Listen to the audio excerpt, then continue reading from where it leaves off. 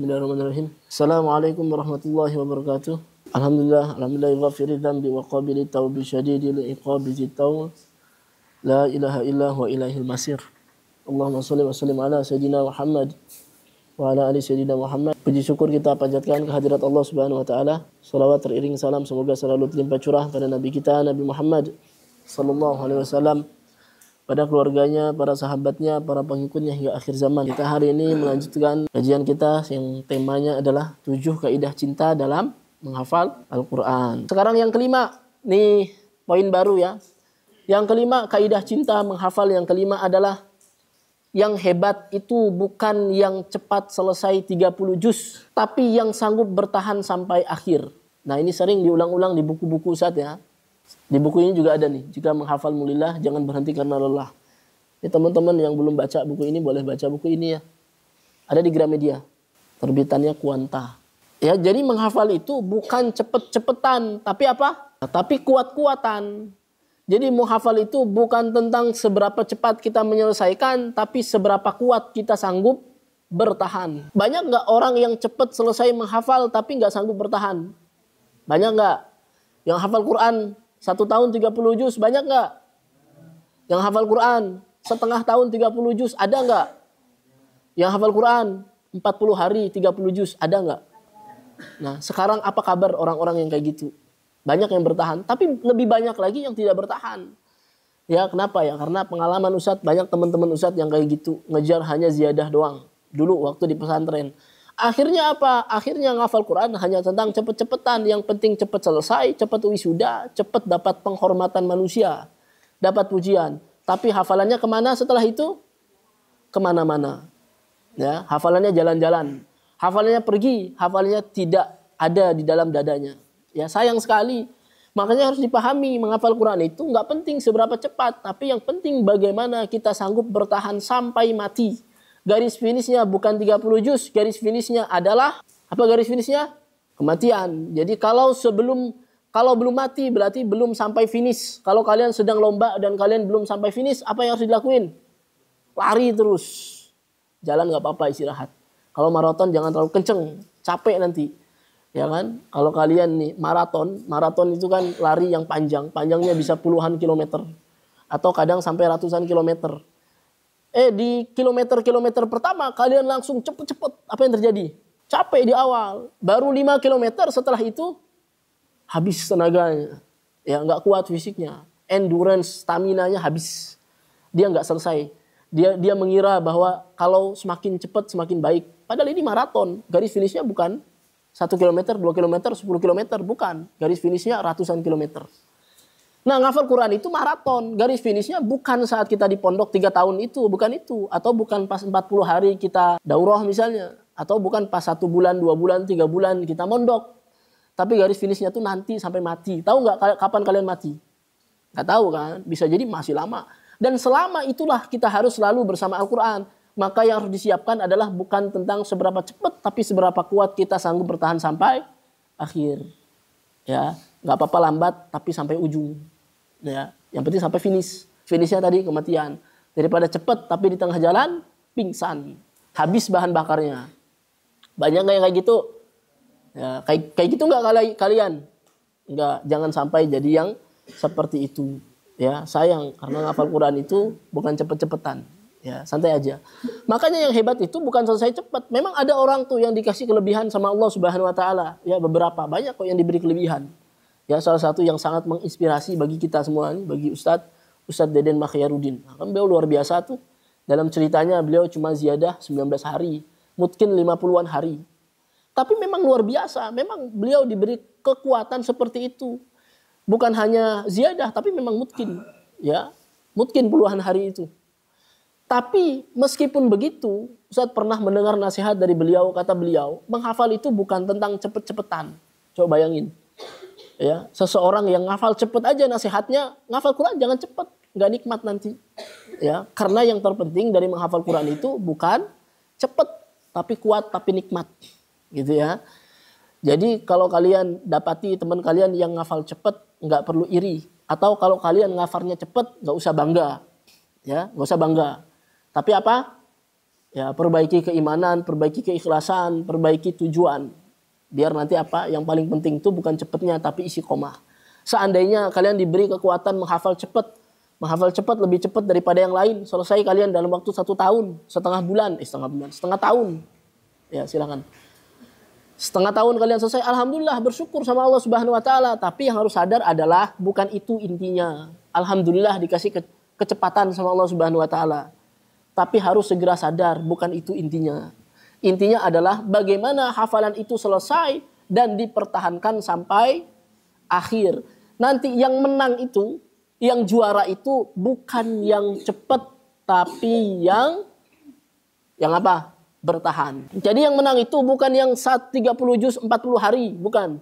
Tapi yang menang itu yang mati masih bersama Al-Quran. Berarti dia bertahan tuh perjuangannya. Ya. Sangat disayangkan kan banyak penghafal Quran itu. Ustaz bisa bilang 90% lah. Ya, karena memang banyak sekali. Ya karena hidup Ustaz kan di kalangan para penghafal Quran, teman-teman yang hafal Quran, komunitas yang hafal Quran. Ya banyak yang hafal tuh semangat pas di pondok. Setelah itu apa kabar hafalan? Hafalannya pergi kemana? Hilang. Ya. Itu namanya hafalan tinggal kenangan. Ya, yang tinggal kenangan itu cukup mantan saja. Kan nggak boleh pacaran tuh. Yang sudah terlanjur pacaran nggak apa-apa. Bertaubat. Nah, sisanya tinggal kenangan. Nggak apa-apa, biarkan semua kisah buruk masa lalu itu hanya tinggal kenangan. Tapi jangan sampai Al-Quran tinggal kenangan. Ya, jangan sampai Al-Quran tinggal kenangan. Ya, nanti ujung-ujungnya kalian gelisah hidup tanpa Al-Quran. Gitu ya. Jadi garis finishnya bukan 30 juz tapi apa? Nah, istiqomah. Wa'bud rabbaka hatta ya'tiyakal yaqin. Ayat apa itu? Surah apa? Surah Al-Hijr. Ayat terakhir kata Allah Subhanahu wa taala, wa'bud rabbaka hatta ya'tiyakal yaqin. Sembahlah Allah sampai datang kepadamu yakin, yaitu kematian. Berarti ternyata beribadah itu bukan sampai 30 juz hafal Quran, tapi sampai mati kata Allah Subhanahu wa taala. Yaitu dalilnya. Jadi Nabi Muhammad SAW pernah menyampaikan siapa yang bercita-cita mati syahid, walaupun seandainya dia mati di atas ranjang, maka dia tetap dinilai syahid di hadapan Allah Subhanahu wa taala. Jadi ternyata pada akhirnya bukan hasil akhir yang Allah Subhanahu wa taala lihat, tapi prosesnya, tapi kesungguhan, niat yang tulus. Kalau kalian berniat tulus, saya pengen selesai 30 juz, meskipun sampai akhir hayat kalian tidak selesai 30 juz, maka dinilai di hadapan Allah Subhanahu wa taala kalianlah penghafal Quran itu, yang 30 juz, yang ahlul Quran. Walaupun tidak selesai. Jadi maksudnya nggak usah khawatir, wah umur saya tinggal sedikit, saya harus segera selesai 1 tahun ini. Nggak usah cepet-cepet, biasa aja, nikmati saja prosesnya. Nggak selesai juga nggak apa-apa. Yang penting saat kalian mati masih membawa perjuangan. Ya, banyak nggak yang dicabut nyawanya, yang dicabut hafalannya sebelum dicabut nyawanya? Banyak nggak? Banyak nggak orang yang dicabut nyawanya, orang yang dicabut hafalannya sebelum dicabut nyawanya? Banyak nggak? Banyak. Kan sayang. Maka pastikan saat dicabut nyawanya sama Allah Subhanahu wa taala, kita pulang membawa perjuangan. Jadi bukan membawa 30 juz, nggak apa-apa nggak bawa 30 juz, tapi membawa perjuangan pengen 30 juz. Kalau kalian ikhlas dan jujur dengan niat itu dan kalian buktikan dengan kesungguhan sampai akhir hayat istiqomah, maka nggak penting lagi selesai atau tidak. Yang penting adalah terus berjuang. Itu dinilai sama Allah Subhanahu wa taala. Yang tidak mati syahid, mati di atas ranjang, kalau dia niatnya pengen mati syahid aja, dihitung syahid sama Allah Subhanahu wa taala. Sama kalau kalian niatnya pengen 30 juz, niat kalian ikhlas, kalian perjuangkan sampai akhir hayat, maka kalian dihitung atau dinilai sebagai penghafal Quran 30 juz. Jadi nggak usah khawatir tentang hasil. Hasil itu selalu milik Allah dan usaha milik manusia. Jadi kalau manusia mikirin hasil terus, dia stres karena itu urusan Allah, capek ngurusin tugasnya Tuhan. Itu tugasnya Allah Subhanahu wa taala dan baru kutip ya. Itu memang urusan Allah, itu haknya Allah Subhanahu wa taala ngasih hasil. Tapi yang menjadi tugas manusia itu bukan mikirin hasil, tapi mikirin usaha, proses. Maka usaha, yang paling penting berusaha, bukan berhasil. Jadi Allah perintahkan itu berusaha, bukan berhasil. Berusaha wajib nggak? Berhasil wajib nggak? Nggak wajib. Karena kalau kita hitung nilai akhirat, kalau kalian berusaha saja itu sudah berhasil. Walaupun mungkin nilai dunianya belum berhasil. Nilai dunia itu yang sifatnya angka, jumlah, kuantitas tadi itu. Ya. Yang Allah perintahkan sama kalian itu belajar, bukan pintar. Jadi kalau belajar terus nggak pintar-pintar, dosa nggak? Nggak apa-apa. Belajarnya terus. Ya, jadi Allah perintahkan belajar, bukan pintar. Ya, berusaha bukan berhasil. Yang Allah perintahkan itu menghafal, bukan hafal. Jadi kalau ngafal, tapi nggak hafal, ya sudah. Itu bukan urusan kita lagi. Hasil selalu urusan Allah Subhanahu Wa Taala. Ya, jadi yang disebut ahlul Quran itu bukan mereka yang selesai 30 juz berhenti di situ. Bukan. Yang disebut ahlul Quran itu adalah mereka yang selalu bersama Al-Quran walaupun tidak 30 juz. Walaupun tidak 30 juz. Kan Ustaz sering sampaikan kan, para sahabat di zaman Nabi itu saat Nabi wafat yang hafal 30 juz itu hanya sebagian. Hanya sedikit bukan sebagian. Hanya sekitar 7 orang, 8 orang, nggak banyak yang selesai 30 juz. Sisanya apa? Sisanya yang hafal Quran tapi memang belum selesai. Ya, kalian pernah dengar kisah Bi'rul Ma'unah nggak? Bi'rul Ma'unah itu kisah tentang kematian para sahabat di satu sumur yang namanya Bi'rul Ma'unah. Ya, itu para penghafal Quran semua. Ya, itu para penghafal Quran semua. Tapi mereka nggak ada yang hafal 30 juz. Ya, sekitar 70 pasukan, nggak ada yang hafal 30 juz. Dibantai semua, bantai semua. Ya. Nabi Muhammad SAW menangis saat para sahabat yang menghafal Quran ini, ya, 70 orang, sekitar 70 orang itu dibantai. Nangis Nabi Muhammad, sedih. Saking sedihnya Nabi Muhammad dan para sahabat berkunut, kunut nazilah sepanjang sekitar 1 bulan lah atau 40 hari lah, lupa, nanti lihat riwayatnya. Ya. Jadi Nabi Muhammad baca kunut nazilah untuk mendoakan keselamatan buat mereka. Kenapa Nabi sedih? Karena Nabi menyebut mereka sebagai qurra. Qurra itu ahlul Quran. Mereka itu qurra. Ya, Nabi sedih. Sebab 70 para sahabat ini para qurra, orang yang hafal Quran. Ya, dan mereka dibantai semuanya. Yang pengen Ustadz garis bawahi adalah mereka semua itu 70-an orang itu tidak ada yang hafal 30 juz, tidak ada satupun. Tapi Nabi sebut mereka sebagai ahlul Quran. Berarti apa? Berarti ahlul Quran itu bukan tentang 30 juz. Karena Nabi tahu mereka ikhlas menghafal Quran. Walaupun mereka tidak 30 juz sampai akhir hayatnya, Nabi tetap menyebut mereka sebagai qurra ahlul Quran. Kenapa Ustaz tahu mereka tidak hafal 30 juz semuanya? Ya jelas. Karena di masa itu Al-Quran belum turun semuanya. Mungkin baru sebagian. Itu kan masa di awal hijrah. Jadi belum. Mungkin Al-Quran baru turun 15-an juz. Kalau dijuzkan ya. Ya artinya nggak mungkin ada yang hafal 30 juz di saat itu. Ya hafalan mereka mentok sampai wahyu yang terakhir turun. Ya. Tapi kendati pun mereka tidak hafal seluruh wahyu atau seluruh Al-Quran, Nabi Muhammad SAW tetap menyebut mereka sebagai qurra. Nah, akhirnya para ulama memberi kabar kepada kita, menjelaskan kepada kita, qurra ahlul Quran yang di hadis-hadis itu, hamilul Quran atau sahibul Quran, mereka itu bukan yang selesai 30 juz. Tapi ini bukan tentang 30 juznya. Ini tentang siapa yang berjuang sampai akhir. Ya, paham nggak kalian? Tentang apa tadi? Siapa yang berjuang sampai akhir. Bukan tentang siapa yang cepat selesai. Menghafal Quran bukan tentang cepet-cepetan, tapi tentang kuat-kuatan. Yang menang bukan yang cepat selesai, yang menang adalah yang kuat bertahan sampai akhir. Kalau kalian diberikan kecepatan, ngafal yang cepat dari Allah Subhanahu Wa Taala, maka syukuri anugerah itu. Nggak perlu bangga, nggak perlu sombong. Jangan salah fokus. Fokusnya bukan cepat selesai. Kalau cepat, alhamdulillah. Tapi yang paling penting jangan sampai perjuangannya berhenti. Lanjutkan sampai akhir hayat.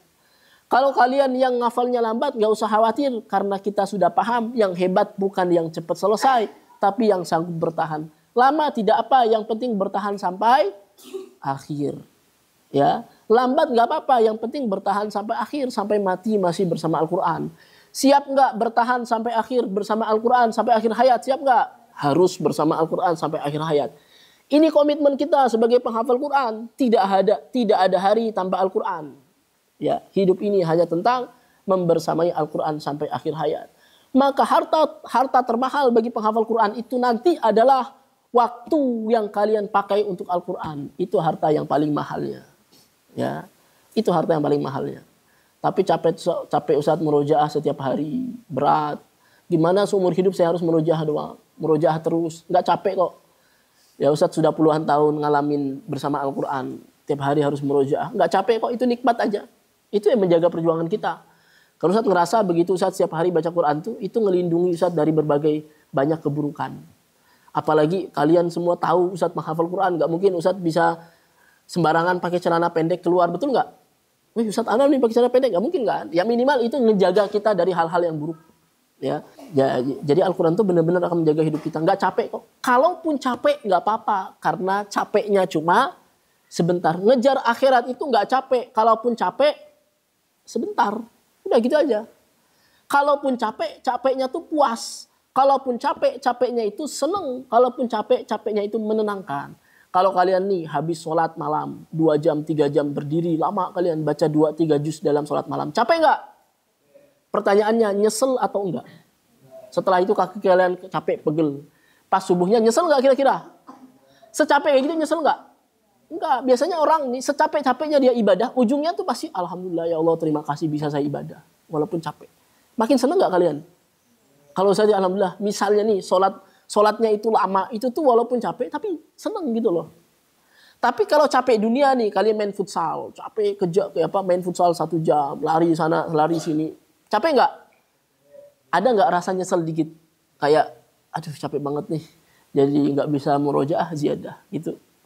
Adalah dikit-dikit nyeselnya. Biasanya kalau ngejar dunia tuh gitu, capek tapi nyesel. Kalau ngejar akhirat, secapek-capeknya makin bikin kita bahagia. Nggak ada orang habis sholat nyesel. Habis sholat malam 2-3 jam, habis itu paginya, aduh nyesel saya sholat malam. Gara-gara saya sholat malam, banyak pahala saya. Nggak mungkin kan? Gara-gara saya sholat malam, pegel saya. Saya yakin orang yang sholat malam saya pegel itu, dia nggak akan mengeluhkan itu. Dia nggak akan kecewa, dia nggak akan nyesel. Ya. Atau kalian habis murojaah 10 juz 1 hari. Habis malam itu suara kalian udah kayak, berat banget. Terus kalian nyesel. Aduh nyesel saya murojaah 10 juz. Suara saya jadi berat kayak gini. Kayak gitu nggak kira-kira? Enggak. Pasti ada rasa bahagia dalam diri. Mau secapek apapun kalau ibadah itu isinya bahagia. Itu ya. Oke, ini di akhir saya pengen coba jawab beberapa pertanyaan ya. Saat kalau nggak sampai 30 juz hanya setengah saja karena alasan takut itu gimana? Wah ini banyak nih ya. Takut menghafal Al-Quran karena takut menjaganya. Betul nggak? Nah itu aneh. Kenapa ya? Karena kalau kita sejak awal tidak mau. Karena sebenarnya gini, satu. Kalau kita bilang takut menghafal karena kita takut menjaganya, dia sudah salah mindset. Yang benar adalah kita menjaga Al-Quran atau Al-Quran menjaga kita. Ayo, mana yang benar? Manusia menjaga Al-Quran atau Al-Quran menjaga manusia? Nah, mindset awalnya sudah salah. Saya pengen ngafal Quran tapi takut menjaganya. Loh, sejak kapan manusia menjaga Al-Quran? Ya. Maka yang harus kita yakinin, inna nahnu nazzalna dzikra wa inna lahu lahafizun. Kami yang menurunkan Al-Quran dan kami yang menjaga. Tapi kan saya harus murojaah Ustaz. Nah, murojaah itu bagian dari Al-Quran menjaga kita. Karena dengan murojaah kita jadi nggak maksiat, betul nggak? Dan murojaah kita jadi dekat sama Allah Subhanahu Wa Taala. Dengan murojaah kita jadi banyak pahalanya. Coba bayangin, murojaah saja itu bagian dari Al-Quran menjaga kita. Ngapain takut dijaga sama Al-Quran? Ya, nggak usah takut dijaga sama Al-Quran. Nanti gimana kalau hafalan itu nggak lancar-lancar dan sampai mati saya nggak lancar? Itu nggak dosa. Yang dosa itu yang meninggalkan Al-Quran. Tapi selagi kita tidak meninggalkan Al-Quran, kita masih terus mau bersama Al-Quran. Walaupun hafalan tidak lancar-lancar, maka dalam tidak lancarnya banyak pahalanya berlipat-lipat.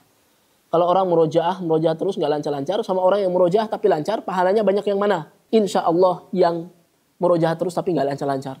Kenapa? Karena dia dapat tambahan pahala sabar. Betul nggak? Oh itu butuh kesabaran. Kalau kalian murojaah 100 kali dan belum lancar, harus sabar nggak? Ada pahala sabar di sana.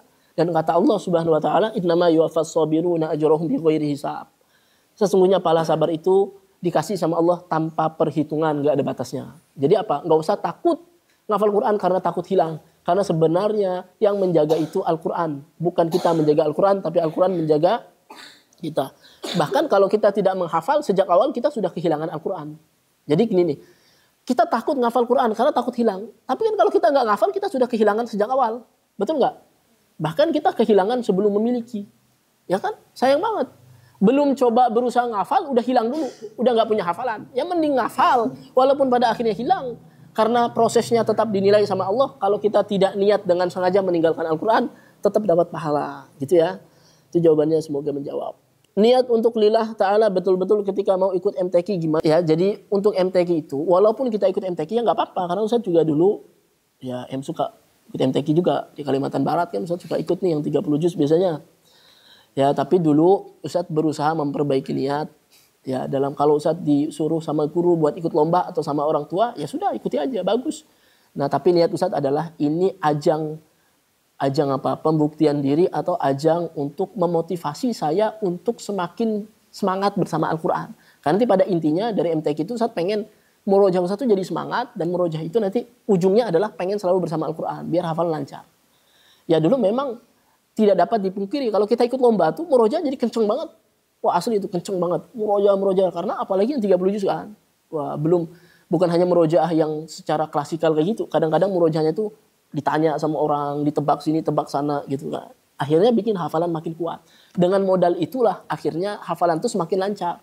Tapi pada akhirnya Ustadz dulu nggak peduli menang kalah ya, karena alhamdulillah kalau di Kalimantan Barat tuh di Sanggau, di Kabupaten Sanggau, peserta 30 juznya cuma 1 orang. Ahmad Khairul Anam, udah nggak ditanding biasanya gitu. Ya udah, ya otomatis lah gimana, pesertanya cuma 1 ya, karena di sana masih jarang penghafal Quran. Ya gitu ya. Jadi motivasinya nanti bukan untuk juara, tapi untuk apa? Ya, tapi untuk menguatkan kebersamaan kita dan Al-Quran. Takut menghafal karena takut dosa bila hafalan hilang, apakah itu hadis sahih? Maksudnya yang mana hadis sahihnya? Ya kalau hafalan hilang itu memang dosa, tapi kalau sengaja. Tapi kalau hafalan hilang nggak sengaja itu nggak dosa. Ya, itu sudah berkali-kali tadi ya. Kalau orang menganggap kita hafal Al-Quran, sedangkan kita masih proses untuk menuju ke sana, gimana cara meresponnya? Jawab saja, Alhamdulillah, insya Allah. Gitu ya.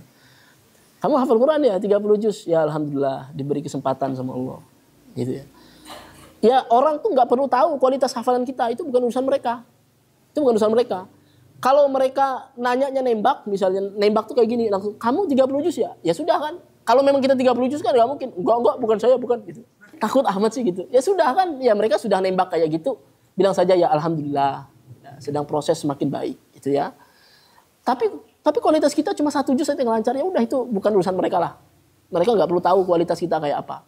Ya, cukup kita pertanyaan itu menjadikan kita semakin sadar bahwa saya harus benar-benar menjaga karena orang sudah melihat Al-Quran dalam diri saya. Jangan sampai saya merusak citra Al-Quran. Al-Quran dianggap buruk gara-gara saya nggak mau jaga. Atau gara-gara penghafal Qurannya kayak gini. Gitu kan? Karena orang sudah paham ya kita harus perbaiki segala macam aspeknya. Jangan sampai terkenal penghafal Quran tapi pacaran, rokok, minum alkohol di mana-mana, main warnet, nggak jaga aturan misalnya gitu kan. Pakai celana pendek, nggak mau berjamaah, sholat bolong-bolong. Nah, padahal penghafal Quran. Gitu ya. Tapi kalau mereka nanyanya yang sifatnya nggak nembak, misalnya berapa hafalan kamu? Ya kita punya pilihan untuk jujur dan merahasiakan. Ya, kalau Ustadz biasanya ya jujur aja juga nggak apa-apa kok. Ya Alhamdulillah 10 juz gitu. Ya Alhamdulillah sudah setoran 10 juz. Sedang berusaha memperbaiki. Kalau kalian merahasiakannya ya boleh aja. Pakai tapi bahasa diplomatik, bukan bahasa yang bohong. Padahal kita hafal 10 juz. Kamu 10 juz ya? Enggak kok, cuma 1. Nah, itu bohong. Ya itu bohong. Bahasanya diplomatif aja. Kalau kita pengen merahasiakannya bilang aja, ya Alhamdulillah sedang proses. Kita nggak sebut angkanya. Kamu hafal 10 juz ya Alhamdulillah sedang proses kalau mau merahasiakannya. Tapi kalau orang nggak nanya, jangan sok-sokan ngasih tahu. Karena orang lain nggak perlu tahu dengan hafalan kalian. Orang nggak nanya nih, cuma lewat, saya hafal lo 30 juz. Nggak usah dikasih tahu. Orang lain nggak perlu tahu hafalan kita. Tadi kasusnya kalau orang nanya. Kalau orang nggak nanya, misalnya kalian lagi ngobrol kan, orang teman-teman lagi ngobrol tentang pekerjaan, tentang komunitas, tentang apa, tentang pelajaran. Kamu hafal Quran nggak? Aku tadi udah sih selesai 30 juz. Ah nggak usah. Itu namanya apa? Sosokan. Jadi kalau orang nanya, silakan jawab. Kalian boleh pilih jawabnya dengan jujur atau jawaban diplomatif yang kalian pengen merahasiakan itu, tapi jangan bohong. Tapi kalau orang nggak nanya, orang lain nggak perlu tahu. Habis setoran 30 juz langsung upload di Instagram. Alhamdulillah tasmi akbar 30 juz. Lancar. Mumtaz gitu ya. Udah nggak perlu tahu orang lain. Nggak usah diupload yang kayak gitu. Ya dulu saya nggak pernah ngupload ngaji itu nggak pernah. Ya kalau ditanya boleh nggak ngaji boleh. Bahkan bagus sebenarnya kalau memang ikhlas ya. Karena hari ini kita lihat maksiat dipertontonkan di mana-mana. Kenapa kebaikan nggak boleh dipertontonkan? Ya kalau kalian mau ya silahkan aja syiar menghafal Quran. Tapi niatnya bukan buat tadi sombong-sombongan. Bukan yang sifatnya menunjukkan apa ya capaian pribadi kita. Yang tadi itu, wah Alhamdulillah baru setoran juz yang ke-30 tepat hari ini. Nggak bisa gitu kan. Tepat hari ini 30 juz setoran mungkin tidak ada salah sama sekali. Itu mah tentang capaian pribadi nggak usah disampaikan. Ya, tapi syiar-syiar kebaikan perlu disampaikan hari ini. Karena kalian lihat di Instagram banyak yang maksiat terang-terangan. Orang pacaran, orang berzina. Ya kan, bener nggak? orang ngomong kotor dipertontonkan. Maka lawan itu dengan mempertontonkan kebaikan. Ya, lawan dengan mempertontonkan kebaikan. Ya ini kayak ini kan. Dulu waktu Ustaz awal kan kayak, wah nggak mau nih live IG, malu ya, takut ria, takut apa segala macam. Ya udahlah, banyak kok live Instagram yang isinya cuma main game, yang isinya cuma gitu-gitu. Ya, sedangkan Ustadz di sini berusaha lah ya, berusaha untuk menyampaikan kebaikan. Masa kita malu, betul nggak? Ya kalau ada salahnya, itu insya Allah kita akan segera perbaiki, berusaha perbaiki. Tapi semoga banyak kebaikannya. Jadi ini bagian dari berusaha melawan hegemoni kemaksiatan yang hari ini sudah merajalela. Oke teman-teman, mungkin itu saja yang bisa kita sampaikan. Yang di sini santri-santri dan teman-teman yang ada di Instagram, semoga apa yang disampaikan ini bisa bermanfaat bagi semuanya, terutama bagi yang menyampaikan di sini. Rekomendasi buku. Jadi saya tuh nulis buku juga. Ada sekitar 7 buku. Ini salah satunya nih yang ada di depan. Jika menghafal mulillah jangan berarti karena lelah. Ini ada di Gramedia. Atau buku-buku saya bisa di chat aja secara personal di DM boleh. Saya menulis buku 1 Surat Cinta untuk Pejuang Quran. Itu isinya untuk memotivasi para penghafal Quran yang sedang lelah mengubah mindset. Surat Cinta untuk Sang Hafiz, itu buku yang selanjutnya. Ini untuk memperbaiki mindset. Mungkin beberapa teman-teman sudah baca di sini, boleh berkomentar. Kemudian buku Ya Allah Izinkan Aku Jatuh Cinta tentang mencintai Al-Quran juga. Kemudian buku tentang Seni Bahagia Menghafal Al-Quran. Kemudian ada Dunia Dalam Ujiannya Ada Cinta. Ada buku 3 Niaga Langit. Ada 3 buku ya, ada 3 buku yang sudah ditulis. Itu 5-nya tentang menghafal Al-Quran. Boleh post ke Malaysia, boleh. Ya, jadi banyak membaca dari Malaysia, alhamdulillah. Jadi kadang-kadang saya termasuk sering ngirim buku ke Malaysia, ke Singapura. Nah itu sering, bisa dikirim. Tapi kalau pesan ke Malaysia dan Singapura, lewat WhatsApp ya, karena di Shopee nggak bisa. WhatsApp, klik link di bio juga bisa. Biasanya saya ngirim sampai ke sana. Ya, yang penting teman-teman ngurus pembayarannya, biasanya ada caranya lah ya, gitu ya. Cara pembayaran lewat untuk transfer antar negara biasanya ada caranya. Gitu. Oke, mudah-mudahan teman-teman semua yang hadir bisa diberi keikhlasan, kesehatan. Kita tutup dengan baca doa kafaratul majlis. Subhanakallahumma wa bihamdika asyhadu an la ilaha illa anta astaghfiruka wa atubu ilaik. Assalamualaikum warahmatullahi wabarakatuh.